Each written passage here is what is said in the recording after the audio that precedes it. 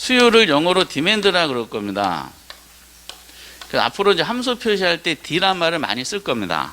수용구에서는 수요란. 수요는 소비자들이에요, 생산자들이야? 소비자들이죠. 그죠? 소비자하고 생산자란 말이 무슨 말인지 아세요? 그렇죠. 이걸 아신다는 것은 엄청난 실력이십니다. 수요란 소비자들이 일정 기간 동안에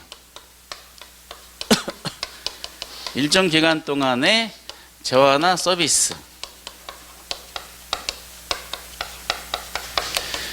이 재화하고 서비스를 경제 교과서에서는 얘를 상품이라고 보통 얘기합니다.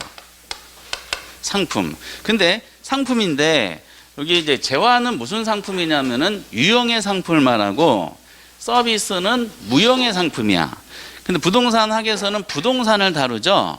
부동산이 유형의 상품인가요? 무형의 상품인가요? 유형의 상품이지. 그렇죠? 변호사들하고 섭외할 때 이제 법률 서비스, 그 무형의 상품을 거래되는 것은 아니고, 그럼 이 재화가 그 유형의 상품이기, 부동산이 유형의 상품이다 보니까 우리 시험은 주로 재화란 말을 많이 써요. 해당 재화, 다른 재화, 관련 재화 이렇게 표현합니다. 부동산을 다루는 시험이기 때문에 그렇습니다. 어쨌든 이제 재화나 서비스를 구매하고자 하는 욕구 또는 욕구를 말한다.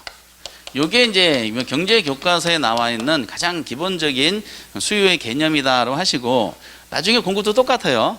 공급이란 하면은 뭐만 바꾸면 돼요? 소비자들을 뭘로? 생산자.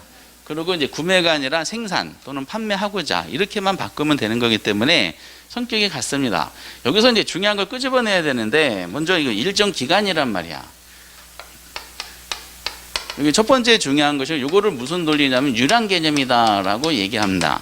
그래서 맨 밑에 보면은 양가로 2번에서 세 가지 성격 중에 특별하게 이제 출제 빈도가 높고 비중이 높았던 양가름은 유량과 저량에 대해 설명하고 있고요. 그 내용은 뭐 굳이 안 보셔도 오른쪽에 이제 표로 정리한 게 있어요. 그래서 유량하고 비교되는 게 여러분 저량이라는 논리를 잡으셔야 됩니다. 저량이란 말은 이제 스톡이라는 용어로 쓰고요. 고여 있는 개념이고, 유량이라는 것은 이제 흐름이죠. 영어로 플로우 이렇게 표현합니다. 그러면 유량과 저량을 이제 두 가지로 경제 용어들을 두 가지 구별할 때, 저량이라는 것은 일정 시점을 명시해야지 그 의미가 명확하게 전달되는 변수를 우리가 저량 변수다라고 얘기하고, 유량이라는 것은 일정 기간을 명시해야지 의미가 명확하게 전달되는 것을 유량 변수다라고 얘기를 하게 됩니다. 그래서 이제 뭐 시험 문제를 낼 때 뭐 기간을 저량으로, 시점을 유량으로 단순하게 말장난을 통해서 이게 O냐 X냐 또는 틀린 걸 찾아라 뭐 이런 식으로 내는 경우는 거의 없어요. 그럼 유량과 저량을 구별하는 전통적인 문제들은 올해도 그랬지만은 만약에 오지선다를 낸다 그러면은 다음 중 유량 변수에 해당하지 않는 거 이렇게 물어봐. 그럼 5개 용어가 나오겠죠? 5개 용어 중에 4개가 유량 변수고 하나가 저량 변수 이렇게 낸다든지, 아니면은 옛날 문제가 올해 문제가 거의 비슷한데 옛날에 박스를 쳐놨죠? 박스에 경제 용어를 8개를 집어넣었어. 8개 집어넣고 다음 중 유량 변수가 몇 개냐 이렇게 하는 겁니다. 그 무슨 뜻이냐면은 어떤 우리가 사회생활하고 경제 활동을 하시면서 나오는 수많은 용어들이 있죠. 그 용어들이 유량이냐 저량이냐를 판단할 수 있는 능력을 물어보는 겁니다. 이게 근데 이 우리 시험이 유량과 저량 문제를 냈을 때 다른 이제 공인행위사라든지 공무원 시험에서 나오는 경제 관련된 공무원 시험에서 출제되는 유량 저량 변수를 물어보는 것보다는 저희는 쉬워요. 이게 왜냐하면은 공인행위사 같은 경우는 만약에 문제를 낸다 그러면 진짜 다양한 경제 범위 내에서 쓰는 용어들을 가지고 유량 저량에 대한 구분을 물어보는데, 우리는 앞에 부동산이 붙어 있는 부동산 경제론이죠. 그러니까 되도록이면은 예를 뭐와 관계되는 예를 들겠어. 부동산 관련되는 예를 만들려고 노력을 합니다. 그러니까 제시할 수 있는 예문이 한정이 돼 있어요. 이렇게. 그리고 이제 또 하나 장점은 우리 시험에서 유량 저량에 대한 질문을 물어봤던 회차가 12회 때 처음 발견합니다. 12회 이전, 그러니까 1회부터 11회까지는 유랑저랑을 한 번도 질문한 적이 없어요. 근데 12회 때 어떤 출제위원이 유랑저랑을 질문을 하고 나서 그 이후에 굉장히 많이 나왔어요. 이렇게 굉장히 많이 나오다가 최근 6년 동안에 안 나왔어요. 그래서 근데 계속 준비하세요. 언젠가 갑자기 뜰 겁니다. 그러는데 이게 올해 단독으로 나왔죠. 이렇게. 그러면서 이제 그 장점이 뭐냐면은 오랜 기간 동안 출제하다 보니까 유랑저랑에 대한 예시가 많이 언급을 했겠죠. 그러니까 유랑은 한 10개 이상을 나왔었고요. 저랑도 올해 나온 거 포함 한 10개 정도가 나왔어요. 그러면은 이미 웬만한 예문은 어떻다? 다 제시해 준 거야, 이제. 그러면 뭐가 중요하다? 기출문제에 나왔던 거를 정리하시면 돼요. 그래서 체계가 일부가 좀 나왔는데 그보다 더 많이 나왔습니다. 실제 시험에서는. 그래서 이제 1월 달에 이거를 그 예문을 드릴 때 설명해드리고 PPT로 할 때 유랑저랑에 대한 질문 종류가 나온 거를 우선 기출문제에 나온 거를 다 언급해드리고 아직 안 나왔지만은 출제될 가능성이 있는 것도 한번 추가적으로 더 해볼 예정입니다. 이렇게.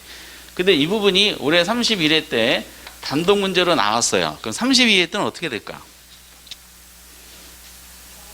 또 나올 수도 있어요.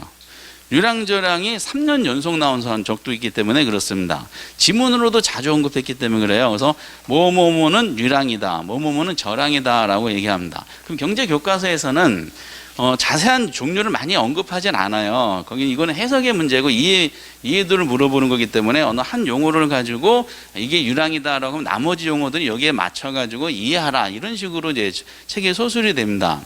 그래서 우리는 이제 문제를 만들기 위해서 다양한 분야에서 다양한 용어를 끄집어다가 유랑저랑 하는데 경제교과서에서 유랑을 설명할 때 가장 많이 드는 가장 대표적인 예를 드는 것이 소득입니다. 소득을 할 때 경제교과서랑 똑같이 한번 해볼게요. 제가 갖고 있는 책에 갑의 소득은 100만 원이다 이렇게 돼 있더라고요. 그럼 이게 맞는 말이냐 틀린 말이냐 이런 질문이야. 이게 O일까요 X일까요? 그러니까 이게 국어적으로는 이게 O인지 틀린지 알 수 없는데 경제적인 문구는 이건 무조건 틀린 말이에요. 그냥 갑의 소득이 100만 원이라고 그럴 때 시장에 이 말을 전달하면은 사람들이 해석이 중구난방이야. 명쾌하지 않죠. 그러면 갑 소득은 100만 원이야? 이건 많은 거야 적은 거야? 알 수 없을 때 얼마 동안에 100만 원일까? 라고 다시 반문하죠. 그럼 월 소득이 100만 원이다. 한 달 동안에 얻은 소득이죠. 연 소득이 100만 원이다. 하루 소득이 100만 원이다.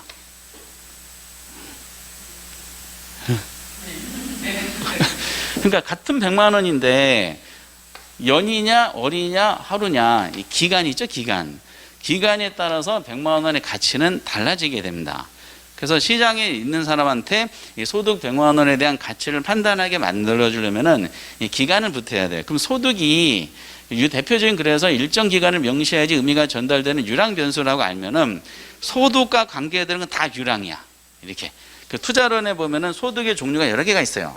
가능총소득, 유효총소득, 순용업소득, 세전소득, 세후소득, 그리고 우리 시험에 나왔던 회계적인 용어로 단기순이익 이런 부분들이 전부 다 유랑이 됩니다. 이렇게. 그리고 이제 경제교과서는 소득 가지고 유랑에 대한 예를 설명하고 그리고 저랑에 대한 예를 대표로 가격을 가지고 설명하더라고요. 우리가 부동산 시험이니까 부동산 가격이 얼마다라고 할 때 앞에 시점이 붙나요? 아니면 기간이 붙나요? 시점이 붙죠. 목동에 있는 30평짜리 아파트 가격은 만약에 1억이다 라고 하면은 이게 듣는 사람들은 이게 무슨 말인지 몰라요. 다시 반문하죠. 도대체 언제적 1억을 얘기하는 거야? 그러면은 우리가 가격을 명시할 때는 2020년도 12월 31일 현재 1억이다. 그래서 1억은 이 시점에서만 의미가 있는 겁니다. 이렇게. 그래서 가격은 시시각각으로 바뀌는 거기 때문에 특정 시점을 명시해야지 의미가 명확하게 전달되는 변수로서 이렇게 가격은 대표적인 저량 변수로 이제 예를 들게 되어 있습니다. 요거 용어를 가지고 이제 기간이 뭐고 유량이 시점이 뭐라는 거를 이해하시라는 뜻이야. 이해가 되세요? 네. 코스피 지수는 뭘까요? 주식 투자하시는 분들 코스피 지수에 굉장히 관심 많으시죠? 코스피 지수는 저량이야 유량이야? 그렇죠. 코스피 지수도 가만히 지켜보면 시시각각 바뀌기 때문에 코스피 지수를 발표할 때는 앞에 특정 시점을 명시하죠. 그럼 이제 우리 시험에 나왔던 거 한번 볼게요. 부동산 관련되는 거니까 그 임대료가 나온 적이 있었죠. 임대료는 유량이야 저량이야? 딱 직감적으로. 그렇죠. 임대료는 민법 시간에 공부하신 것처럼 사용 기간에 대한 대가죠. 그래서 임대료가 100만 원이다. 많은가 적은가 판단하기 위해서는 월 임대료냐 아니면은 1년 임대료냐 하루 임대료냐 앞에 뭐가 붙어야 돼? 기간이 붙어야 되는 겁니다. 그런 식으로. 그리고 이제 올해 또 박스 안에 6개가 있었는데 유량을 물어봤어요. 6개 중에 제시된 질문 중에 임금이 있었죠. 우리 시험은 임금으로 낸 적도 있었고요. 급여로도 낸 적이 있었어요. 임금 급여는 유량일까 저량일까? 이것도 대표적인 유량이지. 소득을 창출하려면 임금을 벌어야 되죠. 그렇죠? 임금을. 그래서 임금은 본인의 노동력을 일정 기간 동안에 제공한 반대 급부가 임금이죠, 임금. 그래서 우리나라가 이제 최저임금을 발표하죠. 2021년도 최저임금은 만약에 10,000원이다. 라고 발표할 때 최저임금 10,000원은 유량일까 저량일까? 아니 이제 용어만 바꿔. 임금이 유량이라 그랬잖아. 그럼 최저임금은 뭐겠어? 임금이 유량이면 얘도 유량이겠지. 이해되세요?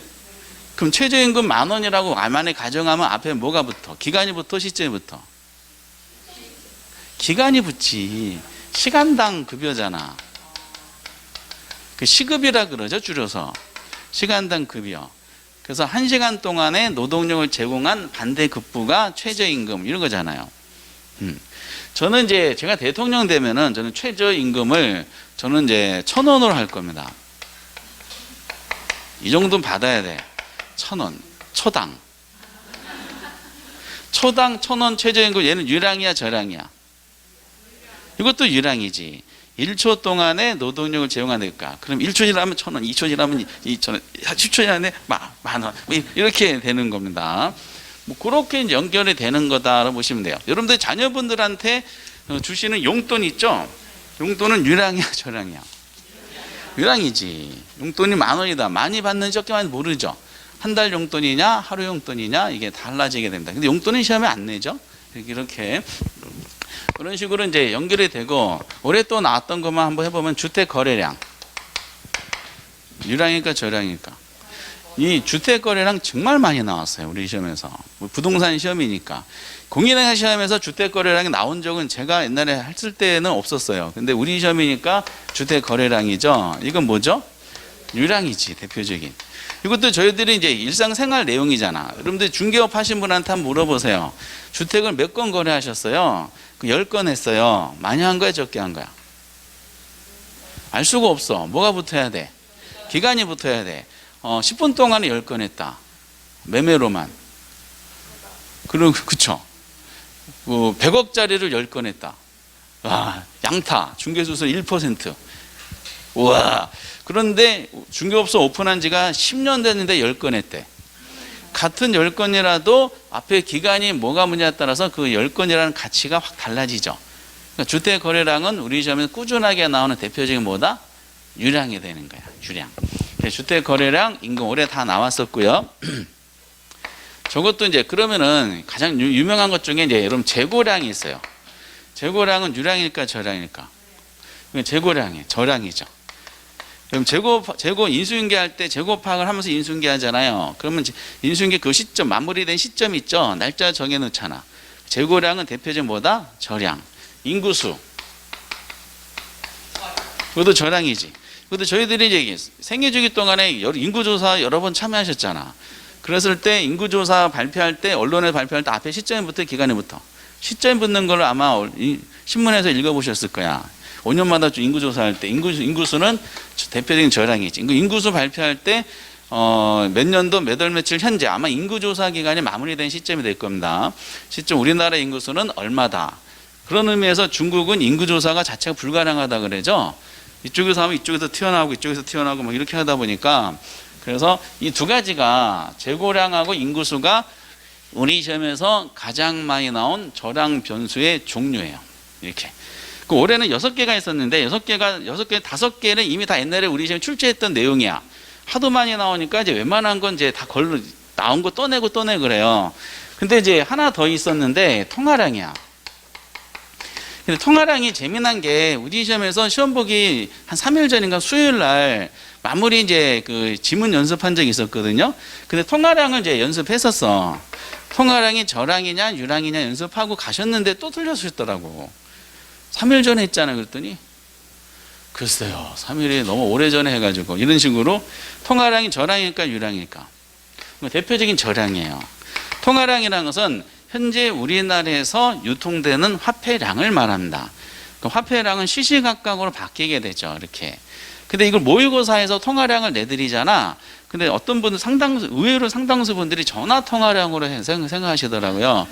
전화 통화량하고 여기 전화가 붙겠지. 전화 통화량이 통화량 단어랑 여기서만 통화량 단어 한자가 달라요.